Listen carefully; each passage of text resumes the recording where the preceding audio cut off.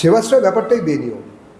একটা রাজ্যে রাজ্য সরকারি ব্যবস্থায়, অর্থাৎ জনগণের এক্সচেকারের টাকায়, দেয় ট্যাক্সের টাকায়, করের টাকায় যে একটা ব্যবস্থা চলছে, স্বাস্থ্য ব্যবস্থা, তাকে বাইপাস করে হঠাৎ সেবাশ্রয় করতে হলো কেন? তার মানে তাহলে ওই ব্যবস্থাটা ভেঙে পড়েছিল যদি ধরে নিতে হয়। আর তারপরে সেবাশ্রয় কারা গেছেন?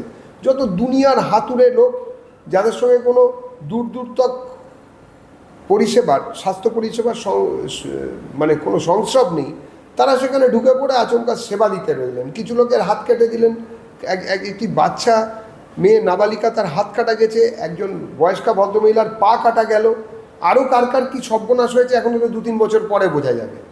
এই যে একটা ব্যবস্থা করা হয়েছিল কোটি কোটি টাকা সরকারের টাকা ধ্বংস করে, এর বিচার তো হবেই। এবং এর পেছনে যিনি ছিলেন তিনি যত বড়ই বীরপুরুষ হন না কেন, যে বাড়িরই লোক হন না কেন, বাদ যাবেন না।